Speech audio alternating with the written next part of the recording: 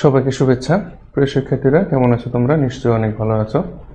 তো আমরা বরাবরের মতোই আমাদের যে আজকের যে টপিকস, ক্লাস টপিকস, উচ্চ মাধ্যমিক রসায়ন প্রথম পত্র আমরা মোটামুটি শেষ করেছি, বেশ কিছুদিন হয়ে গেল, এবং এখন আমরা শুরু করেও দিয়েছি অলরেডি আমাদের উচ্চ মাধ্যমিক রসায়ন দ্বিতীয় পত্র। তো দ্বিতীয় পত্রর দ্বিতীয় অধ্যায় আমরা শুরু করেছি জৈব রসায়ন। জৈব রসায়নের যে প্রাথমিক জিনিসগুলো রয়েছে, সেই প্রাথমিক জিনিসগুলোর মধ্যে আমরা ক্লাসিফিকেশন, জৈব যৌগ কি, এসব বিষয়ে আলোচনা করেছি, এবং জৈব যৌগের যে নামকরণগুলো রয়েছে সেই নামকরণগুলো নিয়েও আমরা আলোচনা শুরু করেছি, এবং এই নামকরণের বেশ কিছু কার্যকরী মূলকের যে যৌগগুলো রয়েছে সেগুলোর নামকরণ আমরা অলরেডি করেছি। এবং আজকের আমাদের নামকরণের যে টপিকস, সেই নামকরণের টপিকস তোমরা টাইটেল দেখে ইতিমধ্যে বুঝতে পারছো যে একাধিক কার্যকরী মূল্যযুক্ত জৈব যৌগের যে নামকরণগুলো রয়েছে সেই নামকরণগুলো কিভাবে করব আমরা সেই বিষয় নিয়ে আজকে আলোচনা করব। তো বরাবরের মতোই আমি তোমাদের রসায়ন শিক্ষক অলোক কুমার, প্রভাষক রসায়ন, হাকিমপুর সরকারি কলেজ, বাংলাহিলি, হাকিমপুর, দিনাজপুর। তো আচ্ছা, আমরা ক্লাসটা শুরু করব।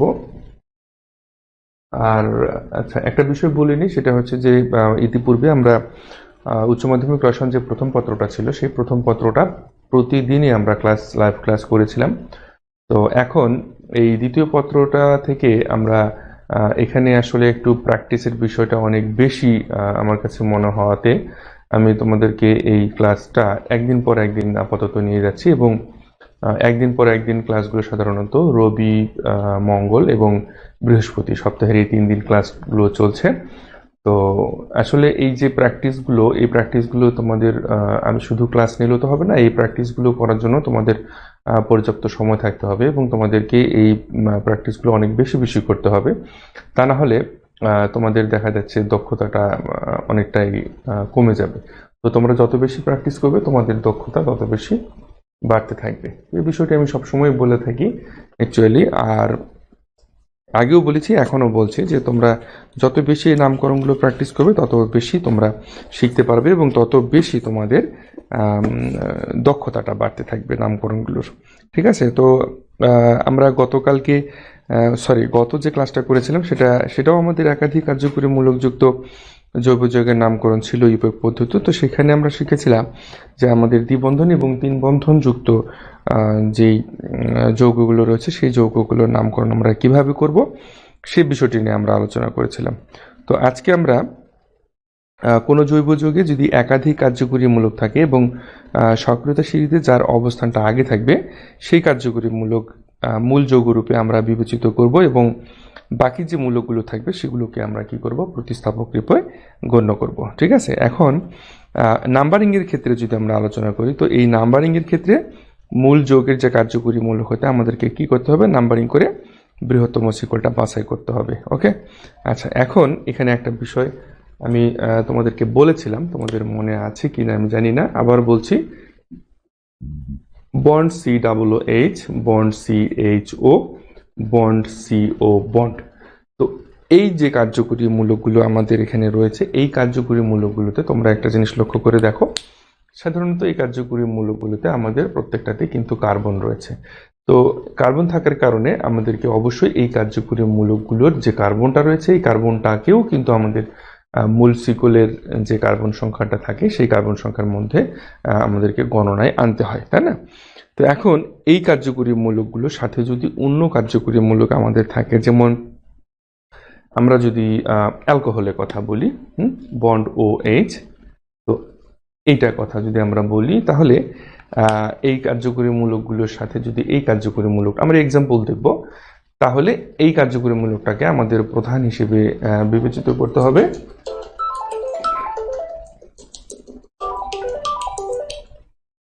তো এই কার্যকরী মূলকগুলোকে আমাদের প্রধান হিসেবে বিবেচিত করে এই কার্যকরী মূলকটাকে আমাদের গৌণ বা অপ্রধান বা প্রতিস্থাপক রূপে আমাদেরকে এগুলোর নামকরণ করতে হবে।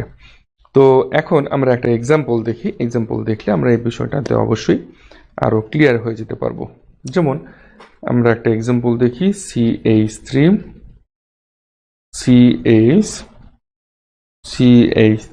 বন্ড CH, এখানে OH, এখানে CH2 বন্ড CHO।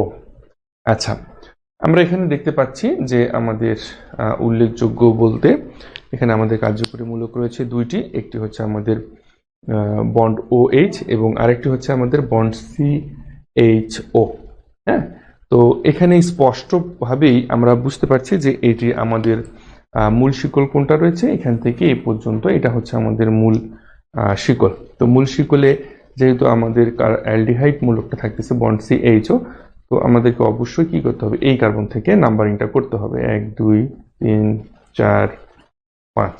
এখন যখন এখানে CHO থাকছে তখন সেটাকে আমাদের প্রধান হিসেবে গণ্য করতে হবে এবং আমাদের এই যে এটা একটা শাখা হিসেবে পাচ্ছি এবং এই যে আমাদের OH বন্ড OH যে কার্যকরী মূলকটা রয়েছে সেই বন্ড OH এইটাকে তখন আর আমাদের অ্যালকোহল হিসেবে গণ্য করা যাবে না, এইটাকে তখন আমাদের অপ্রধান শাখা হিসেবে বা গৌণ শাখা হিসেবে বিবেচনা করতে হবে এবং এটাকে তখন আমাদের কি নামকরণ করতে হবে, এইটাকে আমাদের লিখতে হবে হাইড্রক্সি। হ্যাঁ, এটাকে আমাদের লিখতে হবে হাইড্রক্সি। তো এর ইংরেজি হচ্ছে আমাদের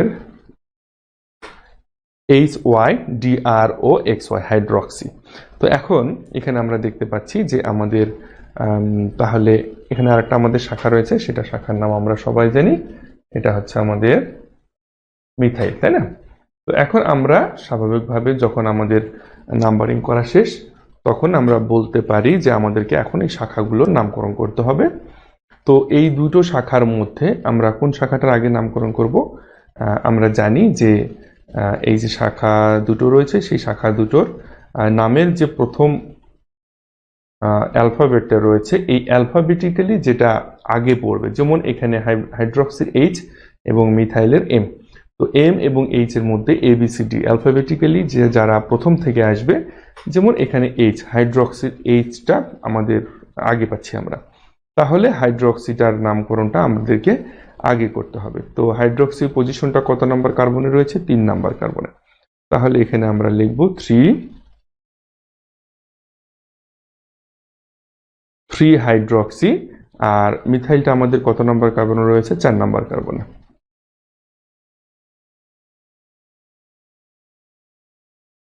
four methyl 3 hydroxy 4 methyl, 3 hydroxy 4 methyl.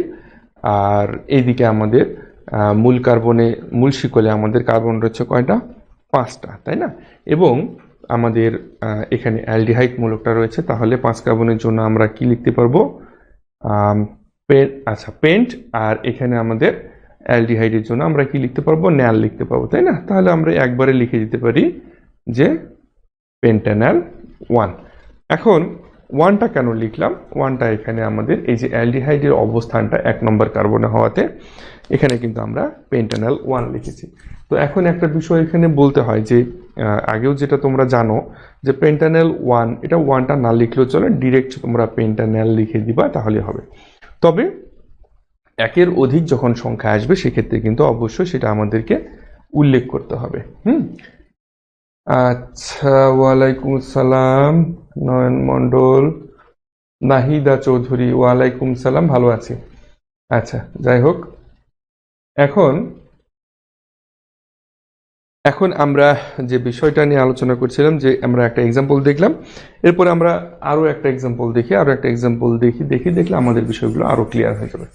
আমরা অ্যাকচুয়ালি এক্সাম্পল বেশ কয়েকটা দেখব, আমরা যত বেশি এক্সাম্পল দেখব তত বেশি কিন্তু আমাদের প্রবলেমগুলো সলভ হয়ে যাবে, তাই না? যেমন দেখো এখানে CH3 bond CH, double bond CH, bond CH, bond CH3, bond CH2, bond CO, এখানে বন্ড CH3। দেখো এখানে আমরা খুব স্পষ্টত দেখতে পাচ্ছি যে আমাদের এখানে একটা কীটনের কার্যক্রম